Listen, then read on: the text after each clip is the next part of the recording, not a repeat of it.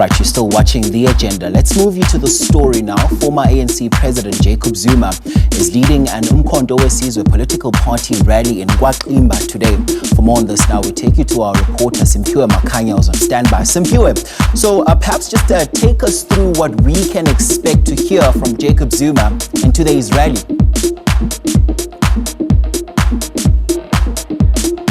Thank you very much, Mpo. I'm sure you can hear the noise in the background here in KwaXimba Sports Field, where thousands of MK supporters and members have converged here ahead of the address by the former president of the country and former president of the ANC, Jacob Zuma. So this rally policy is very crucial for the party, which was formed, which was announced in December last year by the former president Jacob Zuma, saying that of course he's going to be campaigning for this party and urging members of society as a whole to really be behind the MK party. But of course, in terms of what we can expect this morning, I'm now joined by Mr.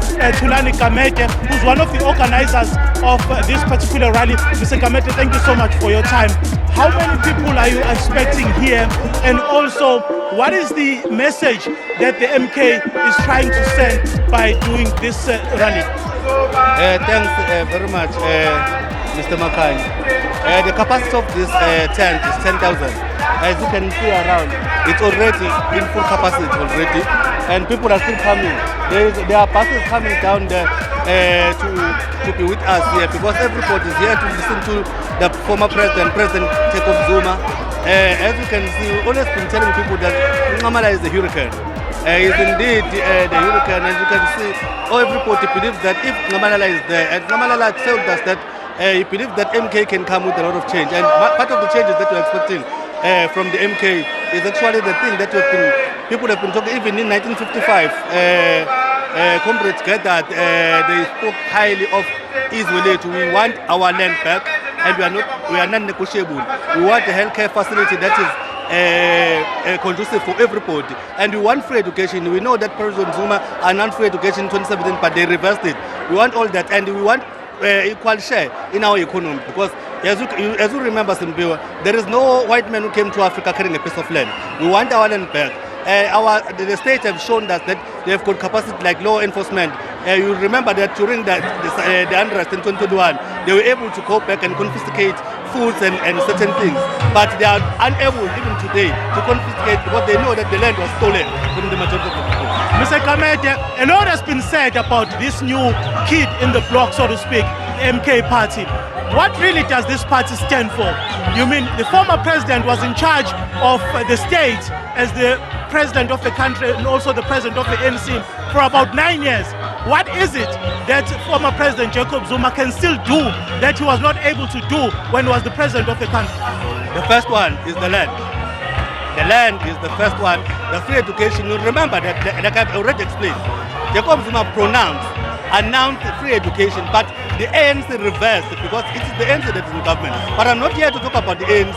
I'm here to talk about the MK. It is within the constitution of the MK that we want everything to, in fact, everybody to benefit, especially the people. The majority of the people in the country are blacks, and you can see that the economy is not still with us. It's within the majority, the minority. In terms of the principles of this party, we don't know what the MK stands for. We don't know the leadership of the MK. But people are still, drawn into this party. Why do you think people are coming in their numbers when in fact they have no idea who's in charge of this party? They have no idea in terms of the policies of this party. Saying that we don't know who is the leader of the party, it's a fallacy. But I would say the acting president of this party is Mr. Kumar. Comrade Kumalo is the leader of the party at the moment, and also the secretary, the acting secretary is Comrade Tandukol. We all know that. It's a fallacy that we do not have a leader, we have a leader. And President Zuma is one of those leaders that we believe we don't have to elect Zuma. Leadership for me is not position, but President Zuma does not need to have a position in order for us to believe that MK is the right operation to join.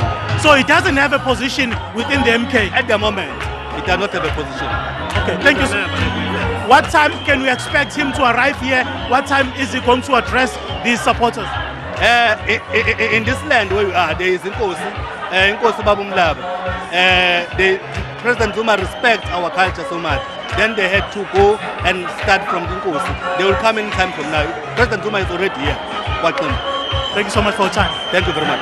That is one of the organizers of this particular rally here in Kwaklimba, Mr. Tulani Gamede, here, basically explaining why they think that the MK needs to be formed. I'm going to step out of the shot just for a little while and allow my colleague to show our viewers just a sense of the excitement and also the number of people who have been able to come here into the stadium. Police, it's over to you in Johannesburg. Said the news pod for Malema Shibambo, Marshal Mbuyiseni Vuyani and Sinawo have been suspended.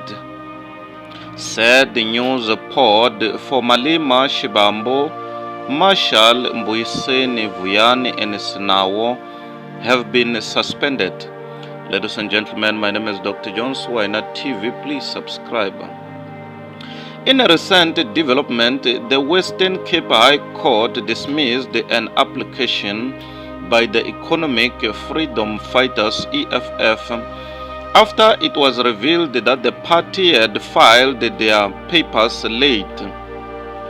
The matter, which involved the suspension of the prominent members including Julius Malema, Floyd Shibambo, Marshal Dlamini, Mbuyiseni Ndlozi, Vuyani Pambo and Sinawo Tambo, was struck off the court roll. The application had been lodged just a week before the State of the Nation address SONA, adding a layer of agency to the legal proceedings. However, due to the tardiness in submitting the necessary documentation, the court deemed it necessary to dismiss the case. As a consequence of this legal setback, the one-month suspension of the aforementioned EFF members from Parliament is set to come into effect on Thursday. This decision stems from the findings of the Powers and Privileges Committee last year, which recommended that the 6 EFF members be barred from Parliament from February 1 until February 29. The ruling underscores the significance of the adherence to procedural timelines. The ruling underscores the significance of the adherence to procedural timelines within the legal framework. Late filings not only impede the smooth functioning of the legal process, but can also result in unfavorable outcomes for the parties involved. The suspension of key EFF figures raises questions about the party parliamentary representation during a critical period. It also prompts reflections on the broader implications for the South African political landscape, as the EFF have been a vocal and influential presence within the country legislative body. As the EFF members face a temporary removal from parliamentary activities, the repercussions of this legal setback will likely reverberate through the political discourse, impacting both the party and the broader dynamics within South Africa's political arena. Someone commented and said, "Chickens come home to rooster." Another one commented and said, "The day they are being taken out of parliament proceedings, that will be better, because they just go to make useless noise I wish they were banned for life. Another one commented and said, good news. Another one commented and said, I'm sure you are so sad for your CIC, your favorite president. Another one commented and said, okay, was this aimed at Sona? I see now. Ladies and gentlemen, my name is Dr. Jones. Bye for now till we meet again next time. Subscribe.